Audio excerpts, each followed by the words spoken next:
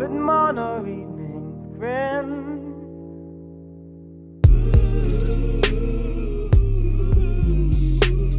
What's going on, people? It's your man Jimmy B, and we are back with another episode of Straight Topics. Yes, I'm always coming with you with my special Hollywood guest friends, and today we have one of my homies. I met her when I first moved out to California. We are both on the hosting circuit, doing carpets, but let me introduce her right, because she does more than only carpets, okay? We have Kiki Ayers of Ayers Publicity. Did I say that right? You said everything right.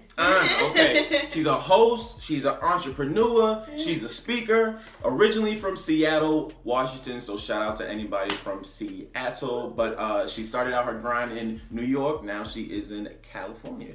Welcome to the show. Thank you for having me. Of course. So awesome. What got you into the entertainment industry in the first place? I was always like watching like TRL and 106 in Park growing up. Same thing. Yeah. So like to me, like it's so sad people will never know what that experience is. Exactly, that's crazy. The TRL is back now, but like not like the way. Matter of fact, DC Young Fly is the host. Yeah, he's the host. So, yeah. Interesting to see. Yes. There's like four. I think there's like 4 hosts of that show now, but. Yeah, it's different. No, yep. I love it, but it's just like that was like the thing. That was it. 106 in Park. 106. I used to run home and just watch it all. Yes, and I loved it. So my mom, she's Trinidadian, and she's like, you're not gonna be one of those kids that don't know what you want to do. Like you need to pick Caribbean something. Parents, oh my gosh, I'm Haitian myself. Oh, okay, yeah, you already know. She's like, you need to pick something. I was like, okay, I want to be AJ Free. That's right. Hey, I was like, I'm the next Terrence J. Right. Just fine. But no, okay. Yeah. So yeah, that's kind of how I got into it. I was always like a writer. Like I loved writing. I realized in like 4th grade I was really good at it when they used to like show the principal my stuff. Right, I was like, that's it. That was me. That was me. My little scrapbooks and stuff. So yeah, I started off writing, and then I'm from Seattle, and the town I'm from is like really small, so we didn't really have a huge entertainment base out there. We had like, of course, like local news, but I didn't want to do that at all. Right. But yeah, I started college when I was 16, and what? Yes. Started college when she was 16. Started when I was 16. It's weird. It's not for the reason like people think people would want to start college early. Right. It was just like my really good friends were like getting pregnant, or like they were in alternative school or moving. So I was like, oh, I have no friends left, so I'll just go to college. Okay, something to do. I'm or whatever. 16. Right. Right. Okay. So yeah, and it was perfect because they wouldn't let me write for the high school paper because seniors had priority. So I was like, I'll write for the college paper.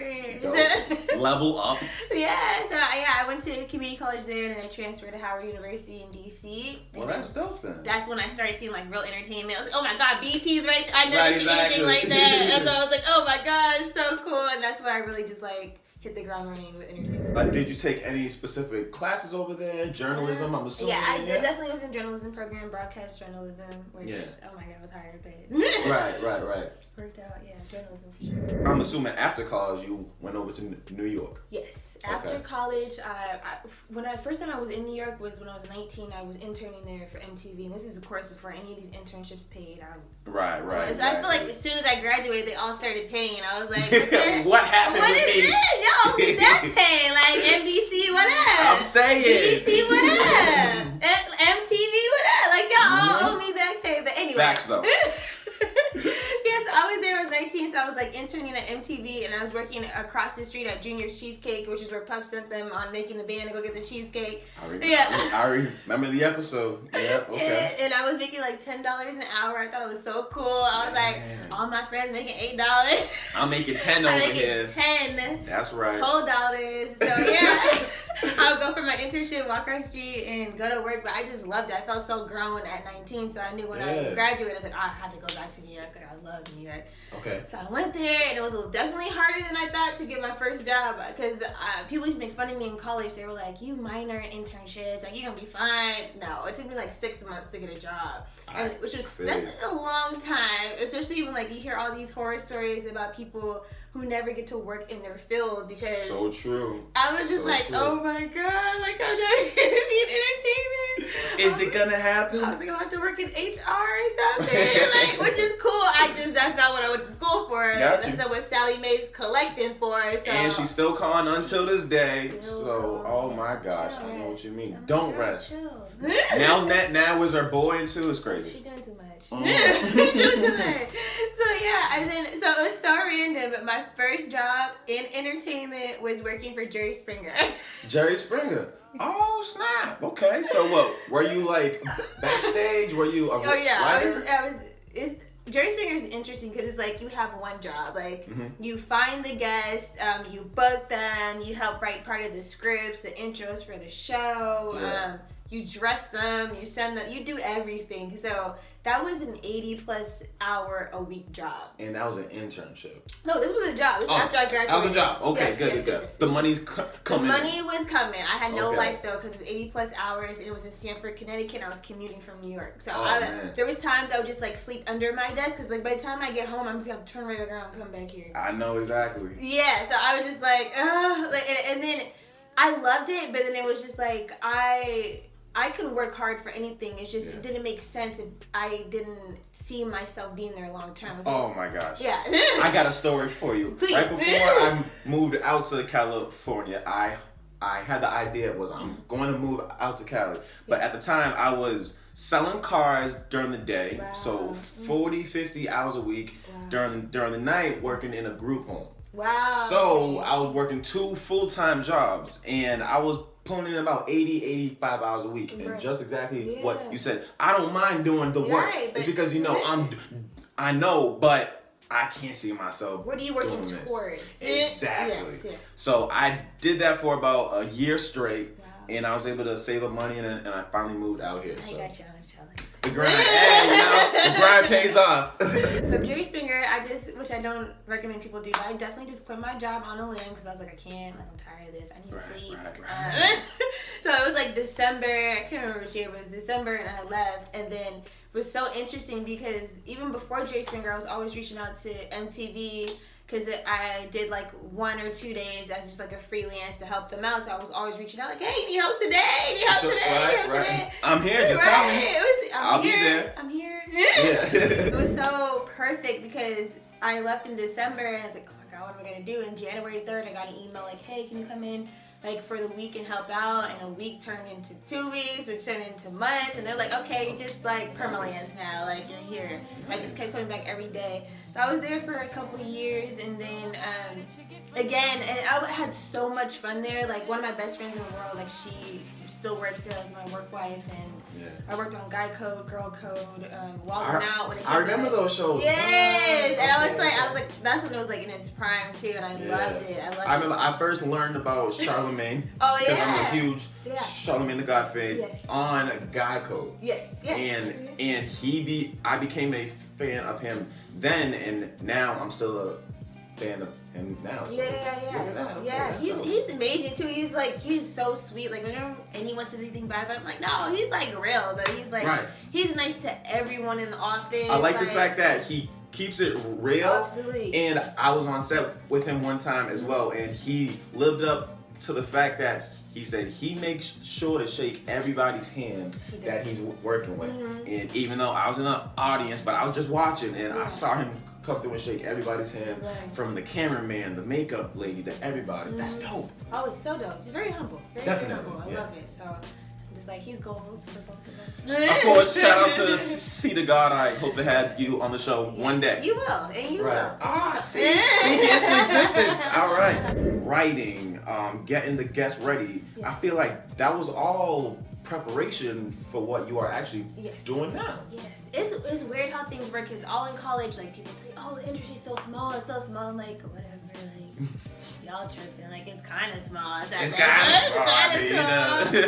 And then it wasn't until like 2 years ago when I realized exactly how small it was because it's like everything that I was doing was just connecting, even though it was like sometimes I was working in promotion, sometimes I was working in music programming, and sometimes, you know, I used to write for Double XL and all these other publications, and then it just all came together. I'm like, wow, I know everything. When did you finally come out to La La Land? I came out, so I left that job at MTV. I did that again, and I love New York. I know.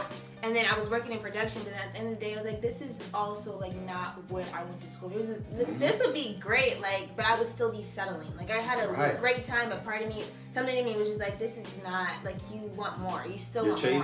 Yeah. You're chasing. Good. So I was just, like, never satisfied. I mean, I loved the job. It was so great, but I was just like, this is not what I want to do. Yeah. So I left New York, and my plan was to go to my dad's, who lived in Indiana, to work and save money. And it was funny because I had gotten a job at a car dealership too as a receptionist. Like, I was I bet they, yeah. Oh man.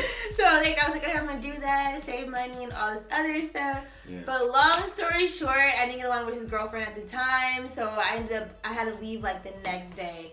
And I didn't know where I was going. Of course, my friends from Howard, like, we're literally everywhere. You can be in China and find someone in Howard. Like, like we're literally everywhere. It's like... College does pay off somehow. It does. So they were like, we're in Miami right now for work trip. Just fly out here. We're going to drive back to Atlanta where they lived. They're like, just come out here. Like, we got you. Whatever. I was like, thank you. That's dope. And I had never been to Miami. Child, I got on a plane with my bathing suit and threw on my sundress over. I was ready. I was like, we're South Beach head. I'm going to the beach right now. So I was there with them for a couple of days. We drove back to Atlanta. And then, like, within, I would say, no more than 2 days, like, I already found a job as an associate producer with BBC, working on the show all around Georgia. So you would travel. So I was really with them for like 2 days, and then I ended up like traveling all over Georgia. But even when I was applying for that job, I stayed up all night because I like staying with people and not having something. Trust me, I am working. Okay, yes. I'm not just here slacking. I'm actually doing work. Yeah, I was like, I need a job. Like, so I stayed up all night, like applying everywhere. So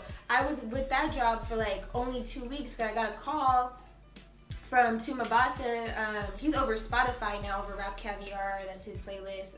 Huge, great man. I got a call from him saying, hey, can you get on Skype? Me and this other guy, like Andy Harms, who's big out here in iHeartRadio.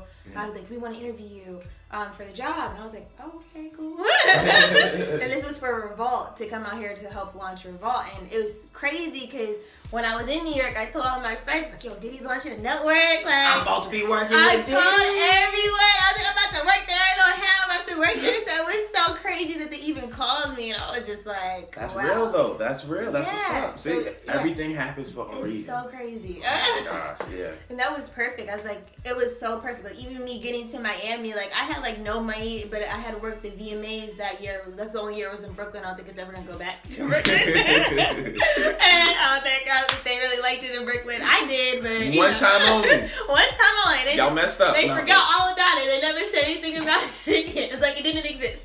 But that check came through just in time, like literally the day before, and I was like, oh, perfect. I can use this to get to Miami. Okay. So everything worked out. Then I got that job. Then I had money from that job. So yeah, I got on a Skype call. Then I didn't hear from them for a couple of days. And then I got a random email, hey, can you get on a call today? And I was on set. And I'm like, yeah, I'll sneak away. Right. Hey, once they call, you better pick up. Right. So I got on the call, and they offered me the job. And like, we just need to know how much you want and when you can start. Yeah. So I gave him a later start date because I just wanted to finish out that job. And then I gave him an amount that I wanted. And they're like, oh, we can give you the salary, but we need you out here like now. ASAP. Yeah. And I was like, okay, you're going to pay me.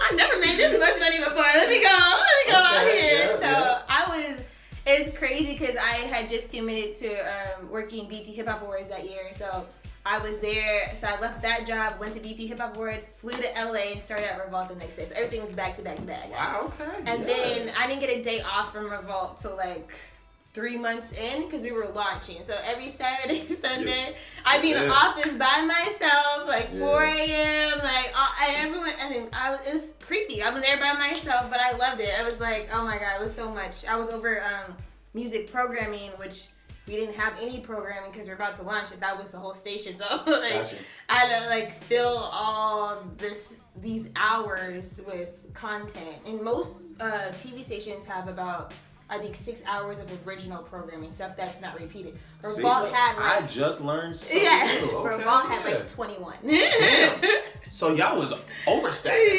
Yeah, so like everything had to be, we had to constantly fill it with video. Like when we just launched, we didn't really have like shows and stuff yet. Revolt Live didn't start yet, so that point. yeah, I didn't get to sleep. All that work you done before Yeah. set you up to what you Absolutely. have actually now. Yeah, absolutely.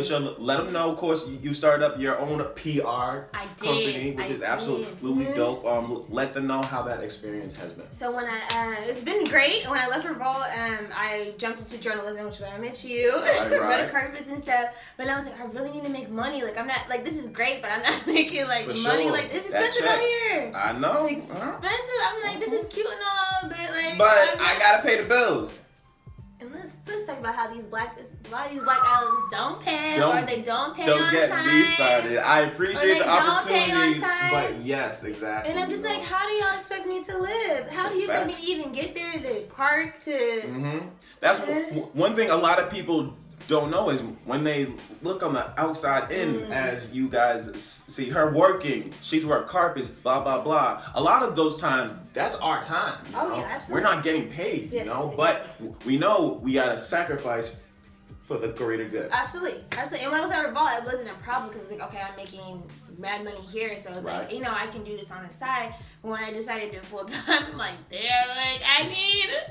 My pockets took a hurting. Like I was like, They tight right now. no, rent's due again? I thought I just paid it yesterday. Like, how many days in this month? Like, I was like, from there, it jumped into PR, and it was a hard time for me. Like, I ended up homeless again, and What? it was crazy. And then there was one night, I was couch hopping from different people, and it was such a learning experience. Because when I had my place, I had a really nice loft in downtown LA. Like my rooftop overlooked other rooftops. I'm sure you was living good, So I went to go from that to like sleeping in hostels and being on couch to couch, and it's like you really It was a see, hit. It was a huge hit, and then you see like who your real friends are. Because I'm like, I used to let everyone stay at my You place. speaking facts right now. Oh my god! gosh. I used to let everyone stay there, Yeah. so it was just like that to me. Like, and then being out here by myself was just like hard. Like, it was so hard, and it's like.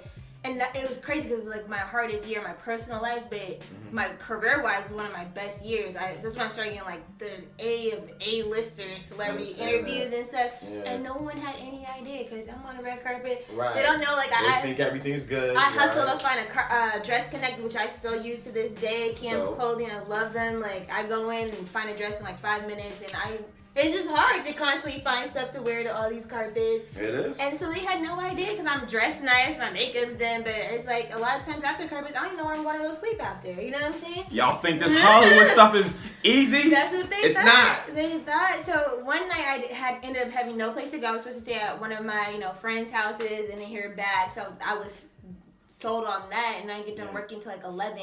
So then I didn't hear back. I was like, I thought I'm going there. Like, what's the address? Right, and then right. I hear nothing back. So I was like, oh, crap. Like, So I don't what want did to you be. say? I went into I was in Hollywood, so I went into the Lowe's Hotel, which is a nice hotel. I've been there before. Yeah, and I slept in the hotel bathroom lobby.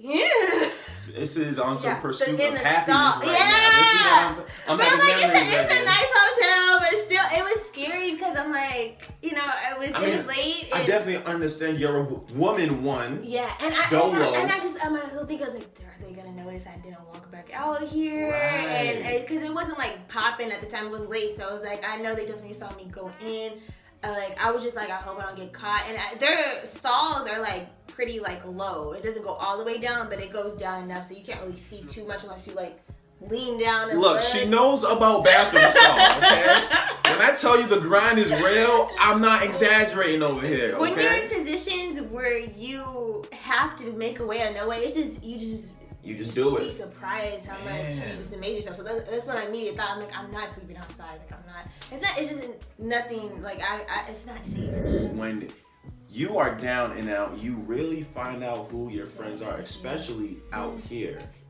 When everything's Especially out good, here. everybody wants to be around you. Everybody, oh, Kiki, what's up, blah, blah, blah. But then when you call them, Yeah. no answer. Yeah.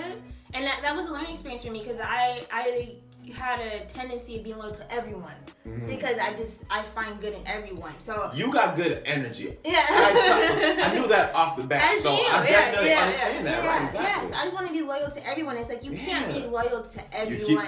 You can't. can only be loyal to people that are loyal to you. It's like if you know you're loyal, let them show it first. You know what I'm saying? Because it's like let them show it first. You know who you're loyal to. So to this day, like it's like I'm not even quick to call people friends. I'm like, oh yeah, she's cool. But like you know, I know my real friend. And that's one thing that I do miss about back east home is I knew who's my friends and not. Like I knew because granted we grew up with each other, but at the same time we've gone through experiences with each other. Out here, it's a matter of time until they show their true colors. Oh, absolutely. You know? And everyone's first question out here is like, what do you do? Like, what do you do? What do you How'd do? you get What can you do for me? And can you get me on the cover? And the thing is, I don't even care about that stuff. Like, I'm very passionate about journalism, but I treat celebrities like they're actually everyone. Even when I was at Revolt, I used to treat the janitor nicer than I treated the CEO because janitor was nicer to me. Yeah. So the same energy you give me, the same energy I'm gonna give back. Period. Exactly. It wasn't until I got out here and like finally experienced the Hollywood stuff that I realized all that's a facade. Really? Yeah, huge. Everything outside of that is what I look into a person, and it speaks a lot how a person will treat you, knowing what they don't do. Exactly. You know, because people might flip the script like, oh, I know they're a director or something. Let me be extra nice. I'm sure they did it to you too. Blah, blah, blah. There's been people have been so rude to me, and then they follow me on Instagram, and they're like, they really? Yeah. I'm just like, no, good. That's your attitude. Like, it's just like, even if I'm around certain people, there's certain clients I drop just because, like, when they're around me, they act a certain way, the people I interview, then it's like, okay, we're going to get an Uber and go somewhere else. The way they treat the Uber driver, no, boo-boo. I'm not with that. And it's just interesting because people take things, they just don't get real life. Like, everything's a perception. Social media is not real life. Not real life. At all. And it's like, it don't matter. You know people that have millions of Instagram followers that are broke? And don't do nothing. That are broke? Listen, understand that, okay? People have millions of followers, but trust me, they're struggling to pay their rent. And it's even harder to come off of Instagram to really, jump into, if you want to be actor, jump into music, to jump into movies or music or whatever you want to do, you're not taken seriously because that's not what you had your following on. You know what I'm saying? Exactly. So I was in Uber with this one person. He's like talking to Uber driver crazy. Do you know who Nobody knows who you are. And they don't even live out here. They live somewhere else. It's like, who cares? Let her follow her GPS. Like, you don't even live out here to know where you going. Let them know what's the best way you are able to get new clients. Best way, I always tell people, like, if you're dope, we'll find you. No disrespect. It's just that from what I've seen, a lot of people, one, don't know what PR is. So they see the work I've gotten other people in, and they have those expectations when they haven't put in the work to get those publications. Nice. And it's like me and you, like, we work for a lot of outlets. We understand the brand. Yes. And it's just naturally, if you went into PR, it wouldn't be hard for you because we're all your friends. You know what I'm saying? You need something from Boston, I got you. You know what I'm saying? Like, vice versa. So it's like, we don't have to work hard to build those relationships. They're already there. Like, most of my friends are in media, or I've worked at these publications before. My friends work there, ranging all the way from the Shade Room to Forbes. All across the line.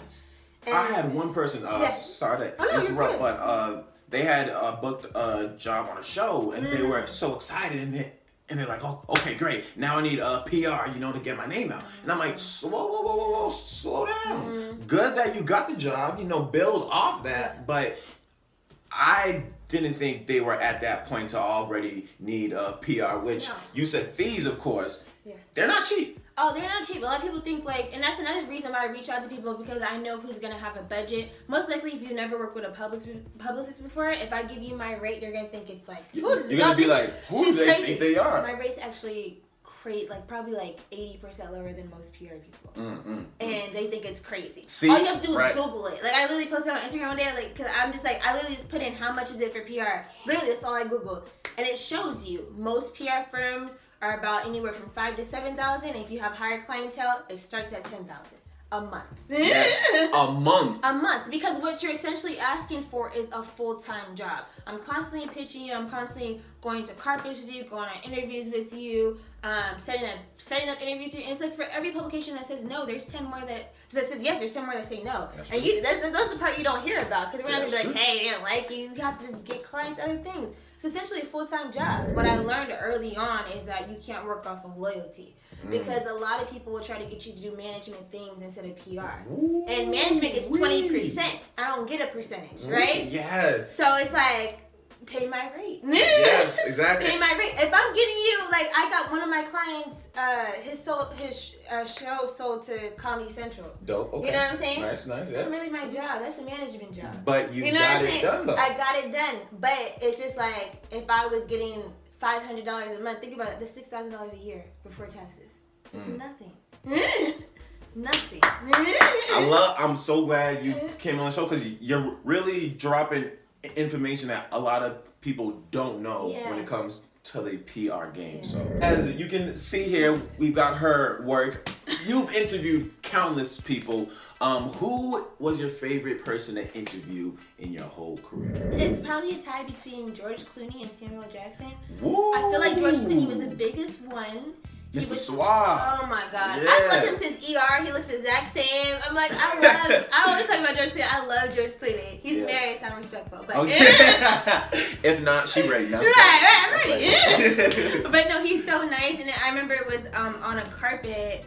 And I was like, I keep seeing him come closer and closer. And I'm like, oh, I'm at the very end. He's definitely not gonna come. Mm-hmm. I prepared some questions or whatever, but I know he's not gonna come. But he talks to every single last media outlet. I love those celebrities. Freezing cold outside. I love those celebrities. They didn't say 2 questions only, none of that. He right, talked he for as long everything. as we wanted. Yeah. He was so nice, and it was crazy because ever since I interviewed him, that was like the spark of then A-listers just falling. I feel like he's my good lecturer. Nice. And then Samuel Jackson too, because like everyone was like, oh, he's so hard, like you don't want to interview him. Like I was like, thanks guys. Thanks for not making me nervous. But I just walked in and was like, I faked like I was like, wasn't nervous at all. I was so nervous. So I've got some questions here. Yes, Okay. I've actually got 160. So I want you to choose any number from 1 to 160, and I will ask you that question. 17. 17. Okay. Why'd you choose 17 for? Is that random? Right. Oh, okay, man. Who is your favorite author? Probably like right now what I'm reading a lot of is Rob Hill Sr. Oh, if you see, I got my little book collection over there. But yes. Okay. So. He followed me back on Instagram. I was like, hey, I love that. I ain't gonna lie, I feel gassed. I'm like, oh, they just followed me back. Okay. Yeah, he's so, I love his stuff. 7. What pets have you had? Back in the day in Walmart, I know y'all too young for this. Back in the day, you used to go Walmart and they give you little pet fish in the little Ziploc bag. I remember little goldfish. And they die the next day. Damn, and that's oh the my only God. thing I had, because my mama Caribbean. One time I bought a guinea pig with my birthday money, and I was like 10. Yeah. And I brought it home, and my mom was working. She's single parent, so she was working, and it was just like me and my sister and my brother. My sister was so afraid of it. Me and my brother used to put it on her. Like, it was so mean. So sibling stuff. That's so mean. Throw it on her. She's like scream. I bet she flipped out. Oh my God, my mom made me take that back the next day. What's another number? 10. Oh, we're sticking You with said those 160. numbers. I know you're right. Okay. What's the best place that you traveled in your experience? I would say Trinidad. Trinidad back home. I'm going Okay. back in February. You excited? Yes, I'm super excited. Which I do see your carnival pics every year. I'd be at all the carnivals. Massive, right? Yes. Hollywood Massive, okay. Miami Carnival. I didn't make Carabana in Toronto this year, but I'm gonna make it. I'll make it this year and make it last year. But yeah, I gotta start off right and hit all of them. So I'm gonna hit Trinidad. But I might go to Barbados instead of the Toronto one, because same time. If you're ever on the East Coast in the summertime, we have our carnival in Boston. Yes. It's usually August 15th or around there. Know Boston we used to. I know, because y'all have a lot of West Indians. Oh yeah, we up there. Yeah, my mom grew up in Haitians, Boston. Dominicans, Yeah. Puerto Ricans. Oh, everything. Yeah. My mom grew up there, so I already know. First time I tried roti was in Boston. Makes me miss home so much. Yeah. One thing too about the East Coast is I don't know their Chinese food. Oh my! We have horrible God. Chinese food. I was just talking about that when I read the other day. I was like, I want some Chinese. I was like, but I don't think I've ever had Chinese food because I've been here. I've been here for like I think going on 5 years this year. Right. It's no comparison to back there's home. not. Man. Oh my God. 2 more numbers, Kiki. 160. Okay. Ooh. Who is the best role model a person could have? A person could have? Yeah. You know what? Let's switch that question. Who is your role model? I have 2. My mom and my sister. Even though they annoy me so much. Yeah. I love them so much. No, they're both like super supportive, and then it's like my mom is the reason like I like didn't lose my virginity to super late and didn't have kids early because it was just like her being a single parent. Like I always wanted to be in a situation where it's like if it ever came down to it and I had to support kids by myself, yes, I would be okay because we went through a lot growing up. So that was my whole thing, like making smart decisions. She always told me like, you know, make sure you take care of your career first and then go. You don't need to rush into it. And I'm like thinking about everyone I dated. I was like, dang, if I would have like got married, how different my life would have been. Oh my gosh, I can relate 100%. Haitian mom. Yes. Single mom, yes. 3 boys. We all grew up. Nobody got arrested. Yes. Nobody got any girls pregnant. Yes. No, but it's like and then I look back like you have to be a strong woman in order to do that. Especially too, she came here when she was only 18. Wow. So you know to travel to a whole new country and to do it on your own and to have boys. Yes. Shout out to my mama. I love you, okay? You made me me, man. You know what I'm saying? That's beautiful. Another number. 124. 124. What's your favorite thing to do outdoors? I love being like by the water and I love scenery. So I love traveling and I love like being on beaches and just having nice views. Oh, last question. Give me a number. 4. 4, okay. Yeah, I know, right? That's 4. In case y'all didn't notice. Actually, yeah. You say Jay-Z's your dad. Yes. Who's he? I don't think you say someone's your mom. No, but you always say Jay-Z's your dad. Jay-Z's my dad. And I love when I believe it was either Jay-Z's birthday or it was something about Jay-Z, and you posted all of his albums that. Oh yeah, it was a 444 is about to drop. Yes, I posted all of his albums. I knew I rocked with Kiki. Instagram looks so cute. I love Jay-Z. I have to find him Grammy wig. He is the epitome of legit started from the bottom. I listened to his music growing up, so I just feel like, and then it's crazy how you just listen to things and you vibe with it, and then when you get older, like you start to understand what he was especially really moving saying. here. Oh my god! I was like, I thought I was crazy. You right, Jay? You right? You spitting that? Set the price and live your life. Hey, there you go. So when you come to Ayers Publicity, don't be trying. You already got the discount. Don't ask me for discount. That's right. Pay my rate. Take it or leave it. What was the last book you really got into? Questions about books, man. Hey, it's the list. What's 5? Okay, 5 is. What are some movies you really enjoy? No. What's one movie you are looking forward to seeing? And Black Panther. I think Black Panther. I'm hella excited. That is the movie of the year. That is the movie of the year. I'm so excited. It's so funny because it's like people that are into, you know, the comments and stuff are like Black Panther, and then you got the black people are like Black But man, Panther. what it stands for us, what it represents. That's what I'm saying. It's like Black Power, Black Panther. So they might not be into that all, but they like Black Panther, and then all people like, oh my God, Black Panther. So it's like you got both ends of the spectrum. And we all gonna make sure y'all go support Black Panther because black support matters. Yeah, definitely. This has been a great conversation. You're so amazing. I'm so proud of you. This is amazing. Thank you. Hey, we trying, you know, one day at a time. One day at a time. That's it. Let the people know where they can find you at. You can find me on Instagram and Twitter. I don't use Twitter too much, but you can find me there. At Kiki Ayers, at KIKIAYERS. And of course, I am your boy Jimmy V. Twitter, Instagram at Be Your Own Dad. If you guys enjoyed this episode of Straight Topics, make sure you leave a comment. Tell me what you guys like. Make sure you subscribe to the YouTube channel Jimmy V. And until next time, stay cool.